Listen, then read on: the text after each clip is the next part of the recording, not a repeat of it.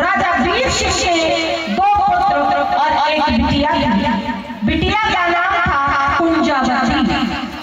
कुंजावती का विवाह किला में हुआ था और जो 2 बेटे थे उनमें बड़े बेटे का नाम था जुझार सिंह और छोटे का नाम था हरदौल।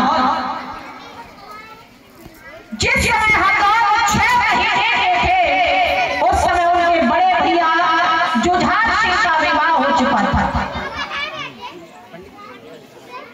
माताओं बहनों से हमारा आग्रह है कि अपने अपने बच्चों को अपने अपने पास रखें। ये जितने भी छोटे छोटे बच्चे हैं सभी अपनी अपनी माताओं के पास पहुंच जाए। देखिए समय कम है तो अगर इन्हें रोकने में निकल जाएगा 1 घंटा पता भी नहीं चलेगा। सभी माताएं अपने अपने बच्चों को अपने अपने पास बिठा लें। भैया ये जो छोटी छोटी बच्चियां बैठी हैं इनकी माँ के पास पहुंचा। ये फ्रॉक पहने बैठे हैं, ये पीछे ये बार बार बोल रही है जब से पहुंचा दो। अपने अपने माँ के पास पहुंच जाओ।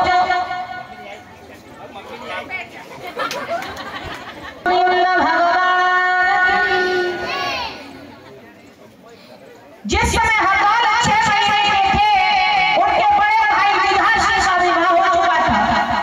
चंपावती नाम की दुल्हन घर में आ चुकी थी। तो किसी कारणवश हरदौल की मैया ने जुझार सिंह की पत्नी रानी चंपावती को बुलाया और कहा कि बहू आज के बाद ये मेरा बेटा हरदौल मैं तुम्हें सौंप रही हूं क्योंकि मेरे जीवन का कोई भरोसा नहीं है। तुम्हें इसे देवर की तरह नहीं बल्कि बेटे की तरह पालना है। और कुछ ही पलों बाद हरदौल की मैया हो गई। हरदौल जिस समय 6 महीने के थे सिर्फ न उन्हें ये पता था माँ क्या होती है, न उन्हें ये मालूम था कि भाभी क्या। हरदौल की भाभी ने ही पाल पोस करके बड़ा किया। उस माँ ने भी अपनी सास की आज्ञा को सिरोधार्य किया, पालन किया, कभी भी देवर की दृष्टि से नहीं देखा। और अपनी संतान में सिर्फ इसीलिए नहीं उन्होंने होने दी कि यदि मेरी संतान हो जाएगी तो मैं अपने देवर की तरफ देख रेख नहीं कर पाऊंगी अपनी संतान की तरह। और अपने बेटे की तरह पाल पोस करके बड़ा किया। जब तक हरदौल अपनी माँ के हाथों से भोजन नहीं कर लेते थे, वो भाभी नहीं कहते थे, माँ ही कहते थे, तब तक उन्हें कुछ भी अच्छा नहीं लगता था। इसी बीच हरदौल के पिताजी राजा वीर सिंह भी खत्म हो गए। तो नियम के अनुसार उस समय जो बड़ा बेटा होता था वही राज्य का उत्तराधिकारी हुआ करता था। उसी नियम के अनुसार जुझार सिंह राजा बने। जुझार सिंह अपने राज्य को भली भांति चलाने लगे। धीरे धीरे समय गुजरने लगा। हरदौल विवाह के योग्य हो गए। तो एक दिन जुझार सिंह ने अपने भैया हरदौल को अपने पास बुलाया और कहा कि भैया अब आप विवाह के योग्य हो गए हो और हम ये चाहते हैं कि अब हम आपका विवाह कर दें। इन शब्दों को सुनकर के हरदौल अपनी नजर को झुका लेते हैं।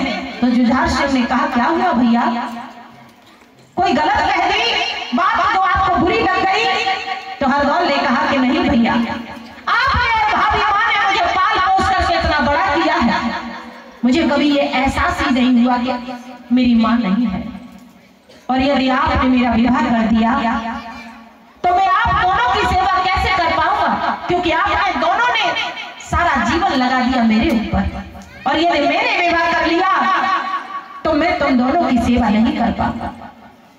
मैं ये चाहता हूं कि आप मेरा विवाह ना करें और मैं बाल ब्रह्मचारी बनकर के आपकी और मां की सेवा करना चाहता हूं, इसलिए हम विवाह नहीं करेंगे। ये शब्द सुने जुझार सिंह की खुशी का ठिकाना ना रहा। बड़े प्रसन्न हुए हैं। इसकी आवाज बढ़ा देना, घुंघरू लगाना बस।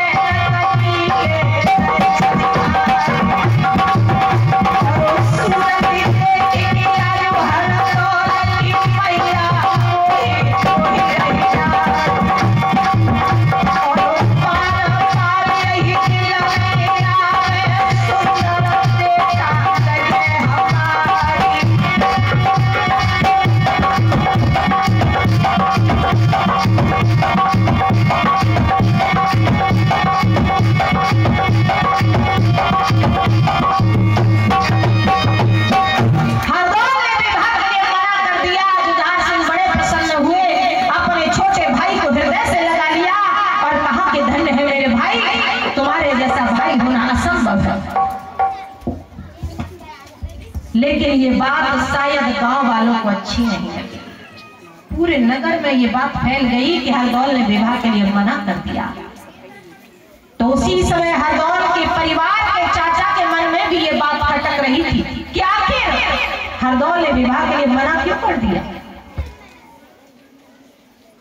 और घर बिगाड़ने में सबसे पहला हाथ परिवार वालों का होता है, क्योंकि गांव वालों को बात बहुत बाद में पता चलती है, शुरुआत परिवार करता है। उस परिवार में भी ऐसा ही हुआ। क्या हुआ?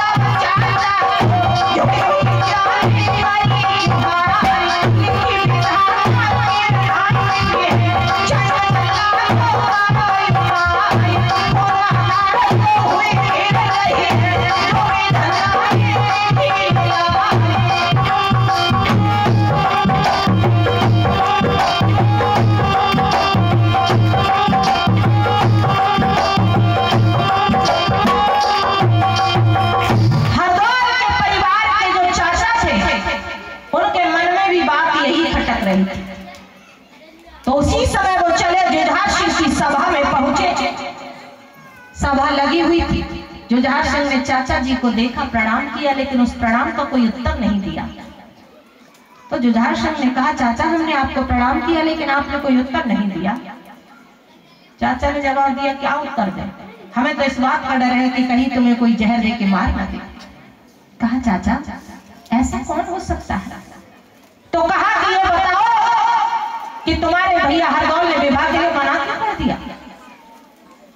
जुझार सिंह ने कहा कि चाचा मेरा भाई बाल ब्रह्मचारी बनकर के मेरी और मेरी पत्नी की सेवा करना चाहता है। मुझे पिता और मेरी पत्नी को मां के समान मानता है।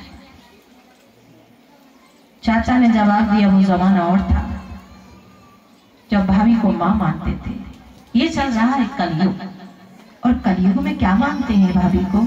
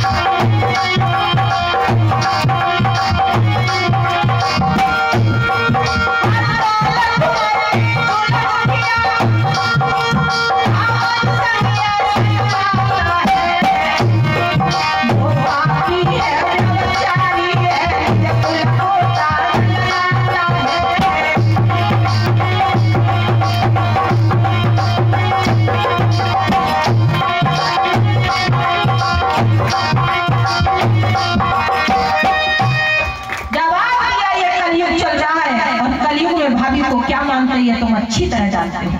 वो जमाना और था जब भाभी को मां मानते थे। हमें तो इस बात का डर है कि कहीं तुम्हारी पत्नी और तुम्हारा भाई मिलकर के तुम्हें जहर न दे। इतना समझाया, बुरी बात समझने में जरा सी देर नहीं लगती। ये प्रकृति का भी नियम है, आप सबने देखा होगा। अच्छे रास्ते पर चलने में बहुत वक्त लगता है और बुरे पर तो जरा से में लोग चले जाते हैं। ऐसा ही उस वक्त हुआ। इतना समझाया कि वो बात बिल्कुल सही बैठ गई। और जुझार सिंह ने कहा कि चाचा मुझे लग रहा है कि आप सबसे कह रहे हैं यही बात है। जिस भाई ने अपने भाई को जब से पैदा हुआ तब से पाला है, 6 महीने का था, वो इतना बड़ा हो गया और अपने भाई पर भरोसा नहीं रहा, ना ही अपनी पत्नी पर भरोसा रहा जिसकी गोद में वो बेटा खेला। लेकिन एक पल के लिए कोई आया और उसने कह दिया और वो बात मन में बैठ गई। कहा, अगर ये बात सत्य है चाचा, तो मैं इस भरी सभा में हाथ उठा करके कहता हूं, अपनी पत्नी को जहर, अपने पत्नी के हाथों से अपने भाई को जहर देके मरवा दूंगा। और कचहरी को बर्खास्त करवा दिया। महलों के लिए प्रस्थान की। जैसे ही महलों में पहुंचे, महारानी चंपावती ने महाराज को आता हुआ देखा, उठ करके आदर सम्मान किया, बैठा ला। बड़े क्रोधित नजर आ रहे थे, तो रानी चंपावती ने हाथ जोड़ करके कहा, महाराज क्या हमसे कोई भूल हो गई या फिर आपसे किसी ने कुछ कह दिया? इतना कहा ही था कि आगे बढ़ करके जोधाक्ष ने अपनी पत्नी के गाल पर खींच करके तमाचा मारा और जवाब दिया, नालायक औरत, जानना चाहती है कि बात क्या है? और कहा,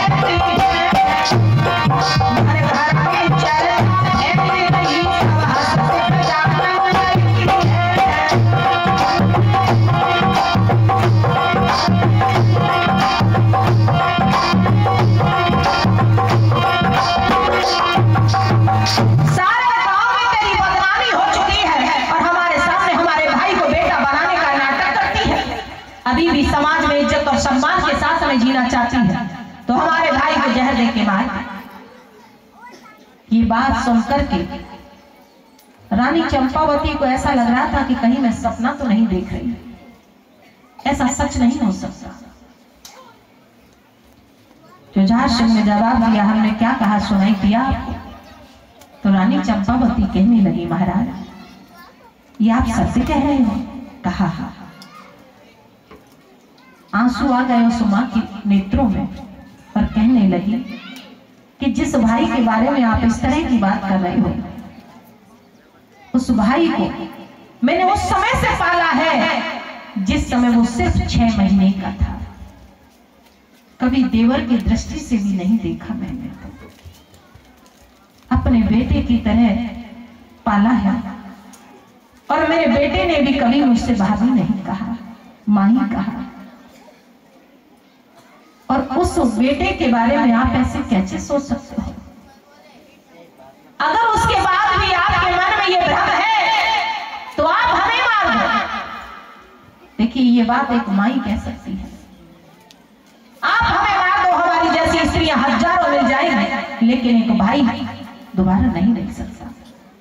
संसार में सब कुछ दोबारा मिल सकता है, लेकिन एक भाई दोबारा नहीं मिल सकता। जुझार सिंह ने कहा कि भाई मरेगा तो मेरा मरेगा, तुझे किस बात की तकलीफ है? रानी चंपावती रो करके कहने लगी, महाराज तकलीफ इस बात की है कि तुम्हारे भाई को मैंने अपने बेटे की तरह पाला। तुम्हारा भाई समझ के पालती तो आज मुझे तकलीफ नहीं होती। और एक मां अपने बेटे को कैसे जहर दे सकती है? और रही बात संसार की, तो संसार का क्या जाएगा? मेरी तो दुनिया ही उजड़ जाएगी, मेरा गोदी का लाल चला जाएगा। तो एक मां के लिए इससे बड़े कष्ट की बात और क्या हो सकती है? फिर मेरे पास बचेगा क्या? जुझार सिंह ने हाथ में जहर की पुड़िया थमाई और जवाब दिया, मैं कुछ नहीं जानना चाहता, मैं लौट करके आऊं, इस आंगन में हरदौल की लाश नजर आनी चाहिए। इतना कह करके पैर पटकते हुए जुझार से चले जाते हैं। रानी चंपावती रोती ही रह गई। सारी रात उस मां ने रो करके गुजारी है। मन में यही विचार कर रही थी, मैं करूं क्या? यदि भोजन में जहर मिलाती हूं तो गोदी का लाल जाता है, और नहीं मिलाती हूं तो पतिव्रत धर्म नष्ट होता है, क्योंकि पति आज्ञा देख करके गए हैं।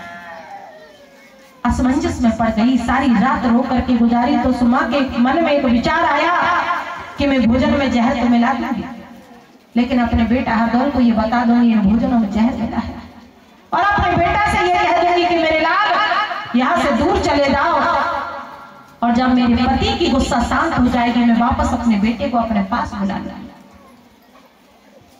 ऐसा विचार करके उस मां ने बादी को बुलाया और कहा कि तुम जाओ और मेरे बेटा हरदौल को महलों में भोजन के लिए बुला करके लाओ। इतनी सवेरे सवेरे अपने बेटा के पास बांदी को भेजा कि हरदौल उस वक्त सो रहे थे। बांदी ने जाकर के हरदौल को जगाया और कहा कि तुम्हें तुम्हारी मैया भोजन के लिए बुला रही है। तो हरदौल कहने लगी, इतनी जल्दी? मैं तो रोजाना ही अपनी माँ के आंगन में भोजन करता हूँ, लेकिन आज माँ मुझे इतनी जल्दी क्यों बुला रही है? फिर हरदौल के मन में विचार आया कि लगता है मेरी मैया ने कुछ अलग से बनाया होगा, इसलिए जल्दी बुला रही है। लेकिन बांदी, अभी तो हमने स्नान भी नहीं किया, मेरी मैया से एक आग्रह कह देना। और क्या कहा उन्होंने? कही दिए मेरी मैया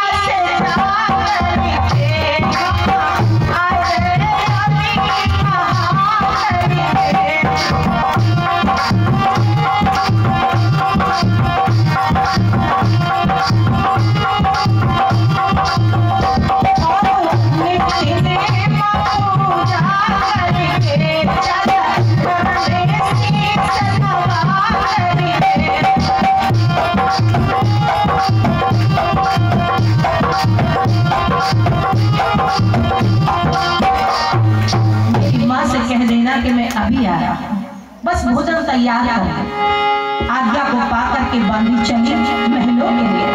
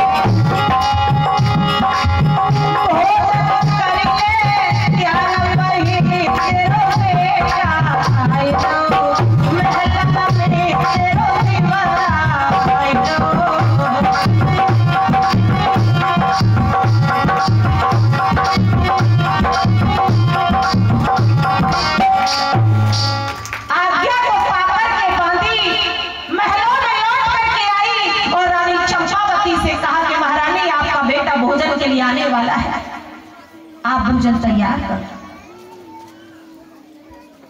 उस मां ने वो जहर उठाया, हाथ पैर कांप रहे थे, रो रो करके बहुत बुरा हाल था। बार बार प्रभु से प्रार्थना कर रही थी कि मुझसे इतनी बड़ी भूल हो गई कि मैंने अपने देवर को अपने बेटे की तरह पाला, और उसकी इतनी बड़ी सजा। एक माँ अपने बेटे की थाली में कैसे भोजन मिलाए? प्रभु, ये अच्छा नहीं किया।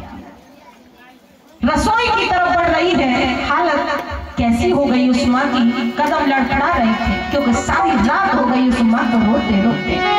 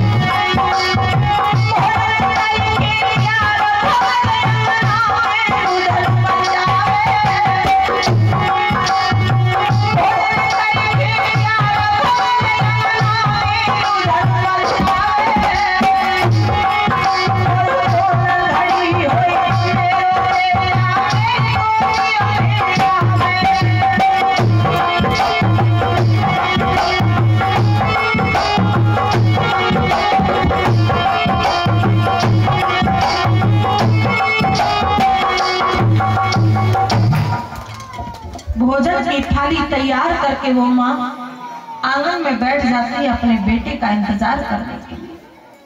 नेत्रों से अश्रुधारा बंद नहीं हुई एक पल के लिए भी। इधर हरदौल जी ने स्नान किया और स्नान करने के पश्चात पूजा पाठ करने के बाद महलों के लिए प्रस्थान किया। तो जैसे ही प्रस्थान करने लगे तो सामने से छींक हो जाती है, असगुन पर असगुन होने लगे। और आगे बढ़े तो बिल्ली रास्ता काट गई। और आगे बढ़े तो क्या देखा कि सामने से एक विधवा स्त्री आ रही थी हाथ में कंडे लेकर।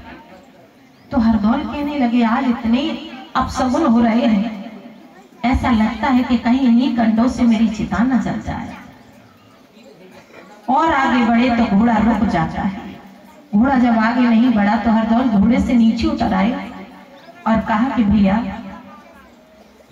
मेरी मैया के आंगन तक पहुंचा दे मुझे। असगुनों को देखकर क्या आज तू भी रुक गया?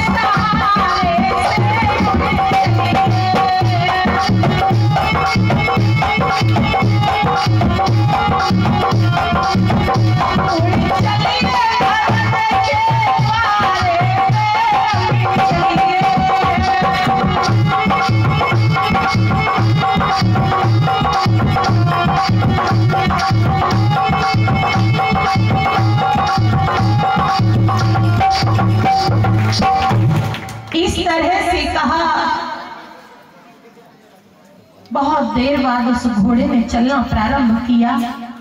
तो जैसे ही महलों में आए हरदौल दौड़ करके आवाज लगाई, माँ कहाँ हो तुम? मैया आंगन में बैठी थी। माँ शब्द सुन करके वो माँ और फूट फूट के रोने लगी। हरदौल ने देखा कि माँ रो रही है तो दौड़ करके माँ के पास आए और कहा कि माँ कोई हमसे भूल हो गई या भैया ने आपसे कुछ कह दिया? तो वो मैया कहने लगी कि ये भोजन देख रही हो, इन भोजनों में जहर मिला है। तुम्हारे भैया को किसी ने बहका दिया है और वो हमारे और आपके इस पवित्र रिश्ते को गलत रिश्ता समझ बैठे और कह करके गए हैं कि जब तक लौट करके आया हरदौल की लाश नजर आनी चाहिए। मेरी लाल, मैंने अपने पत्र धर्म को निभाने के लिए इन भोजनों में जहर मिला दिया। तुम यहाँ से दूर चले जाओ। जब तुम्हारे भैया की गुस्सा शांत हो जाए अपनी माँ के पास वापस लौट आना। ये शब्द जब सुने हरदौल ने तो हरदौल कहने लगे, माँ भैया ने पहली बार तो कुछ कहा है जीवन में, अभी तक कोई आज्ञा नहीं दी और पहली बार ऐसी आज्ञा दी है। और रही बात इस संसार की, तो माँ यदि मैं दूर चला गया, यहाँ से भाग गया डर की वजह से, तो संसार तो यही कहेगा कि ये बात सच होगी, तो डर की वजह से भाग गया और लोग तुम्हें कलंकित करेंगे। और एक पुत्र के होते हुए उसकी माँ को कोई कलंकित करे, एक पुत्र कैसे सहन कर सकता है? माँ मेरी माँ को और लोग उल्टा सीधा कहे, मैं कैसे सहन कर पाऊंगा? माँ मैं यहाँ से कहीं नहीं जाने वाला। और रही बात जहर के भोजनों की, तो माँ हम ये चाहते हैं कि अभी तक आपने अपने हाथों से ही अपने बेटा को भोजन कराया है, आज आखिरी बार भी अपने ही हाथों से अपने बेटा को भोजन करा दो, क्योंकि ये जीवन तुम्हारा ही दिया हुआ है। माँ इतना कहकर के हरदौल ने माँ के हाथों से वो जहर की थाली छीन ली और जैसे ही हाथ बढ़ाया भोजन करने के लिए, वैसे ही उस माँ ने हाथ पकड़ लिया, लेकिन हरदौल ने कहा माँ तुम्हें मेरे भैया की कसम है, मेरी बाह को छोड़ दो। तो कहते हैं कि प्रभु की ऐसी महिमा कि उस मैया ने बाह तो छोड़ दी, लेकिन वो माँ उस क्षण मूर्छित होकर के गिर गई, क्योंकि सारी रात उसे रोकते हुए निकल गई थी। जब बेहोश होकर गिर गई, हरदौल को मौका मिल गया, इतने में उन्होंने वो जहर के भोजन कर दिया। जब तक माँ होश में आई पूरे बर्तन खाली हो चुके थे। सर जमीन पर पटक दिया है उस माँ ने और कहा मेरे लाल ये तूने क्या कर दिया। हरदौल कहने लगे माँ अब आप रो नहीं, क्योंकि मैं जहर के भोजन ग्रहण कर चुका हूं मेरी माँ, और कुछ ही क्षणों बाद मैं इस संसार को छोड़ दूंगा। मैं प्रभु से प्रार्थना यही करूंगा कि अगली बार जब भी मेरा जन्म हो तो मैं आपके ही गर्भ से जन्म लूं, जिससे फिर संसार मुझे इस तरह की उल्टी सीधी बातें नहीं कहेगा। माँ मेरी बहन कुंजावती को ये मालूम पड़ेगा तो मेरी बहन अपने प्राण त्याग देगी, इसलिए माँ तुम उसे समझा देना और उसे बताना माँ,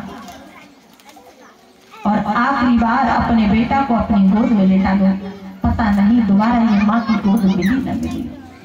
और हरदौल अपनी माँ की गोद में लेट जाते हैं और हाथ जोड़ करके माँ से बोले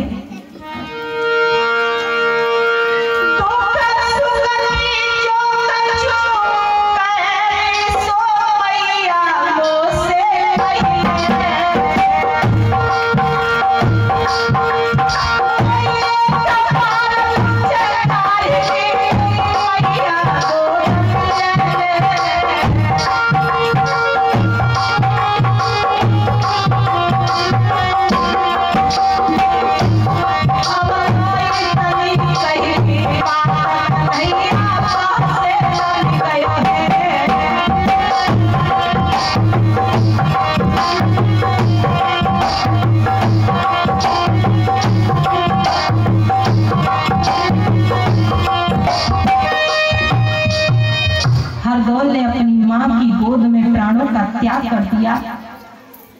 मैया देखती ही रह गई, कुछ नहीं कर पाई। उसकी गोद में उसके बेटा ने प्राण त्याग दिए और वो माँ रोती ही रह गई। ये बात जब युधिष्ठिर को मालूम हुई, जरा भी कष्ट नहीं हुआ एक भाई को एक भाई के मरने पर। इस तरह से लोगों ने उन्हें भर दिया, शमशान पर पहुंचा दिया। हरदौल की लाश इधर, हरदौल की आत्मा भटकती हुई दतिया में पहुंची कुंजावती के पास। बहन को सपना दिया कि बहन तुम्हारे भैया को जहर देकर मरवा दिया, तुम्हें कोई खबर ही नहीं है। बहन सो रही थी, एकदम जाग जाती है, भैया भैया कह करके चिल्लाने लगी। तो घर वालों ने कहा कि सपने कभी सच नहीं होते। कुंजावती कहने लगी मेरा भैया बाल ब्रह्मचारी है और अपनी बहन को कभी झूठा सपना नहीं दे सकता। जब तक मैं अपने भैया को देख नहीं लूंगी कुछ भी अच्छा नहीं लगेगा। प्रातः काल रथ सजवाया और पीहर के लिए जब चली है वो बहन कुंजावती, कैसे कैसे अश्रु होने लगे। एक पल के लिए भी आंसू बंद नहीं हो रहे थे उस बहन के। जाने धारा पे पे पाओ हाथ है पत्नी छोड़ी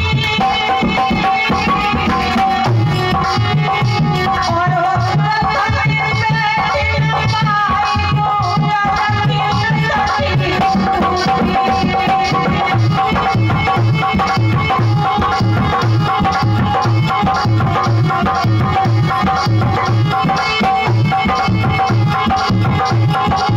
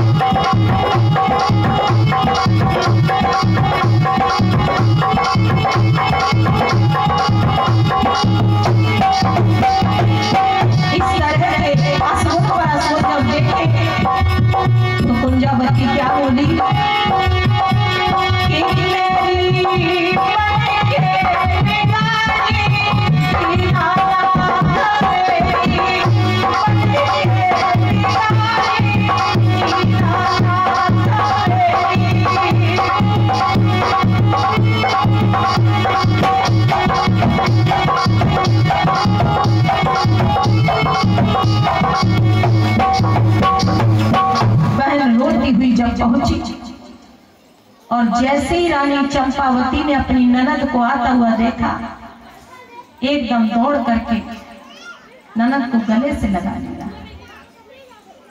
उस बहन ने एक ही बात पूछी कि मेरा भैया हरदौल कहाँ, और कुछ नहीं पूछा। जैसे ही हरदौल का नाम सुना तो वो भाभी भी अपने आप को रोक नहीं पाई, फूट फूट के रोने लगी। एक पल में ही सारा हाल बता दिया।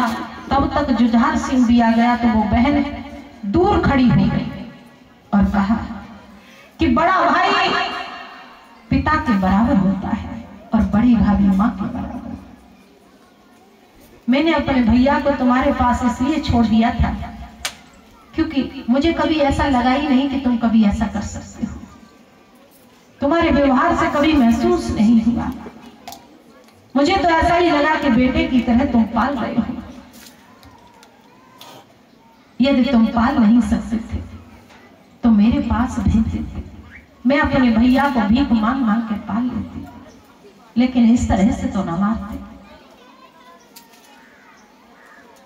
जब तक मुझे याद रहेगी मैं तुम्हारे दरबार में कभी नहीं आऊंगी। और वो बहन उन्हीं पैरों वापस लौट गई, एक क्षण भी नहीं रुकी। कहते हैं जब तक वो पीहर में नहीं आई, जब तक उसकी एक बिटिया विवाह के योग्य हो गई, तो विवाह में भाग की जरूरत पड़ी तो घर वालों ने कहा कि अभी तो तुम्हारा भाई एक है, उससे मंगा लो। तो बहन जब सब कहने लगे तो उसने पहले तो मना किया भाग के लिए, लेकिन नहीं माने तो उन्होंने पत्रिका लिखी। तो पत्र लिखते समय उस बहन को अपने भाई की याद आ गई, तो रोते हुए पत्र लिखा और उस पत्र में ये लिख दिया कि सारी बातें भूल करके, मैंने जो भी तुमसे कहा उसे भूल करके और मेरे लिए भात लेकर के चले आना। नाई को वो पत्र दिया, पत्र लेकर के वो दतिया में पहुंचे, लेकिन जैसे ही जुझार सिंह ने वो पत्रिका पढ़ी फेंक दी और जवाब दिया कि ये मेरी बहन नहीं है, इसका एक भाई था, वो खत्म हो चुका है। अगर भात की ज्यादा शौकीन है तो अपने भाई पर मरघट में जाके पहन ले। और पत्र फेंक दिया। उन्हीं पैरों को पत्र को लेकर के वापस चले आए, सारी बात कुंजावती को बता दी। तो कुंजावती ने कहा यदि ऐसी बात है तो अब मैं अपने भाई हरदौल से ही भाग पहनूंगी शमशान में जाकर के। घर वालों ने बहुत समझाया, एक पल भी नहीं मानी। जब एक पल भी नहीं मानी तो रथ सजा करके अकेली भैया के शमशान पर पहुंच गई। हरदौल की हड्डियां पड़ी हुई थी, इतनी पागल हो गई वो बहन, एक एक हड्डी को उठा के साड़ी के पल्लू में रखने लगी और उन्हीं के ऊपर मुंह रख करके फूट फूट के रोने लगी। जब फूट फूट के रोने लगी और कहा कि भैया आज तुम्हारी बहन तुम्हारे दरबार में भात मांगने के लिए आई है। कोई आवाज नहीं आई शमशान से। जब कोई भी आवाज नहीं आई तो उस बहन ने तलवार निकाली और कहा कि भैया यदि आप नहीं बोलोगे तो मैं अपने प्राण त्याग दूंगी, लेकिन वापस लौट करके दतिया नहीं जाऊंगी। हरदौल ने जान लिया कि मेरी बहन जीवित नहीं जाएगी। आवाज लगाई कि बहन मैं सिर्फ एक आत्मा हूं, मैं तुम्हें दिखाई नहीं दे सकता। तो उस बहन ने कहा कि कोई बात नहीं, लेकिन मैं भी जिंदा यहां से नहीं जाऊंगी। तो उस भाई ने अपनी बहन से कहा कि बहन मैं तुम्हें भात पहनाने के लिए जरूर आऊंगा। कसम खा करके जब कहा उस बहन को भरोसा हो गया और वो बहन वापस लौट गई। इधर हरदौल की आत्मा भटकती हुई नगर ओरछा में साहूकार के पास पहुंची।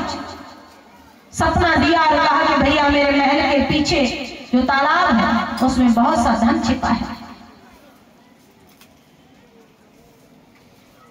कहा कि बहुत सा धन छिपा हुआ है, उसमें से धन खोद करके मेरी बहन कुंजावती को भाग पहनाई। किस प्रकार से कहा तो साहूकार ने ऐसा ही किया। भात लेकर के जब कुंजावती के पास दतिया में पहुंचे वो साहूकार, हरदौल की आत्मा भी साथ में पहुंची। जब हरदौल की आत्मा पहुंची तो बहन को यह मालूम हुआ कि मेरा भैया नहीं आया, तो उस बहन ने तलवार निकाल ली और कहा कि मैं साहूकार के हाथों से भात नहीं पहनूंगी, मैं अपने भैया के हाथों से ही पहनूंगी। तुमने मुझसे झूठ बोला और आए नहीं, इस तरह से कहा। तो हरदौल कहने लगे कि बहन मैं तुम्हारे ही आंगन में हूं, पर मैं तुम्हें दिखाई नहीं दे सकता, मैं सिर्फ एक आत्मा हूं। तुम्हारे आंगन में जो लोहे का खंबा है वो उस खंबे में विलीन हो जाऊंगा। मेरी बहन उस खंबे को अपना भाई समझ के अपने हृदय से लगा लेना और जिद मत करना। हरदौल की आत्मा उस खंबे में विलीन हो गई, लेकिन भगवान को तो ये भी मंजूर नहीं था। उस बहन ने जैसे ही हृदय से लगाया, उस खंबे को देखिए कितनी पागल हो गई वो बहन, खंबा फट गया। हरदौल की आत्मा निकल करके दूर खड़ी हो गई उस बहन को, और जहां तक जितने भी देखने वालों को सबको विश्वास हो गया कि हरदौल यही है। सारी बारात ने भोजन किया, लेकिन कुंजावती के दामाद ने भोजन नहीं किया।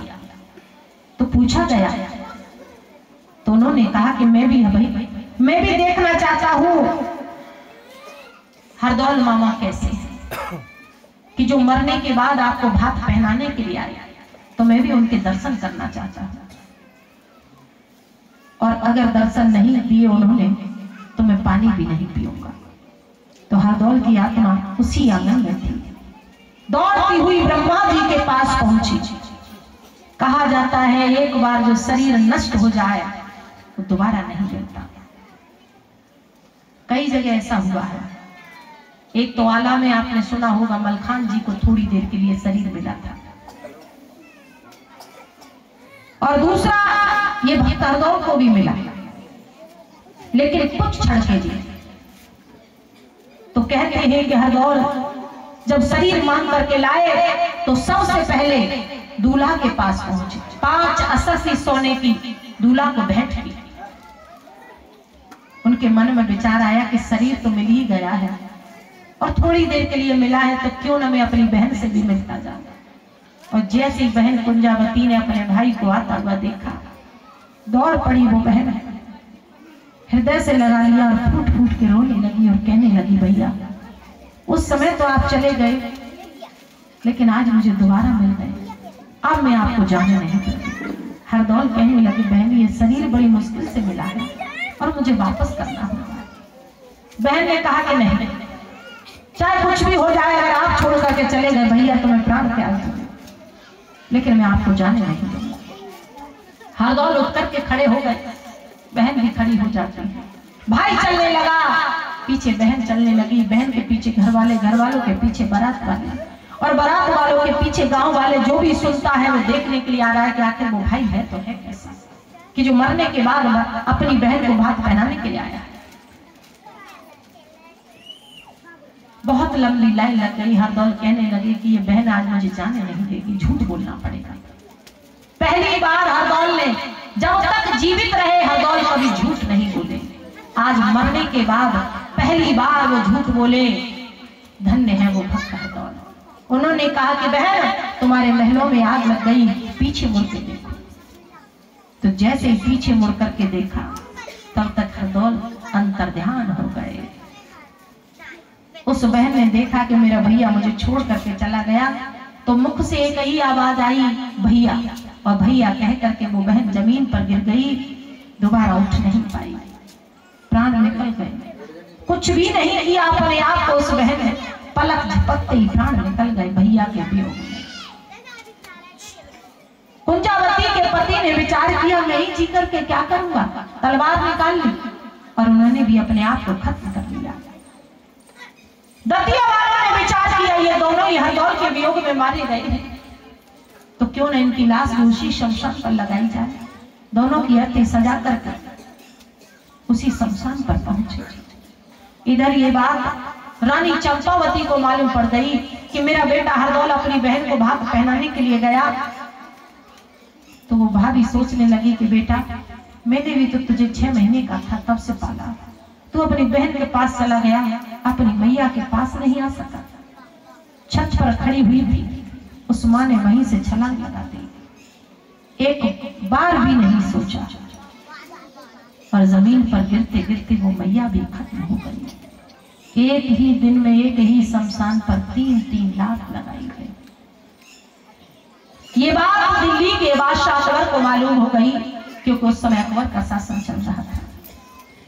तो रात्रि के समय नगर ओछा पर चढ़ाई कर दी, जुझार सिंह को खत्म कर दिया और अपने राज्य में मिला लिया। उसके बाद कभी कोई भाई अपनी बहन को भाग पहनाने के लिए नहीं आया। हरदौल ने अकबर को इतना परेशान कर दिया कि उनके द्वारा अपना थान बनवाया, और आज भी लोग भक्त हरदौल जी की नगर ओछा में पूजा करते हैं। आज भी वहां लिखा है कि माताएं समाधि के पैर नहीं छुएंगे। ऐसी विचित्र थे भक्त हरदौल, जो मरने के बाद अपनी बहन को भाग पहनाने के लिए आए। ऐसा अद्भुत प्रेम जिसकी कल्पना भी नहीं कर सकते। जरा जरा से धन के लालच में लोग एक दूसरे के प्राण लेने के लिए खड़े हो जाते हैं, लेकिन यहाँ देखिए कि एक बहन ने नहीं सोचा अपने भाई के वियोग में सारे संसार के सुख एक क्षण में त्याग दिए। उसके पति ने भी एक बार नहीं विचार किया, और उस मैया ने जिसने 6 महीने का अपने बेटा को पाला। लोग कहते हैं कि मरने वाले के साथ मरा नहीं जाता, लेकिन यहाँ देखिए कितना अद्भुत प्रेम। भगवान उसके बाद कभी भी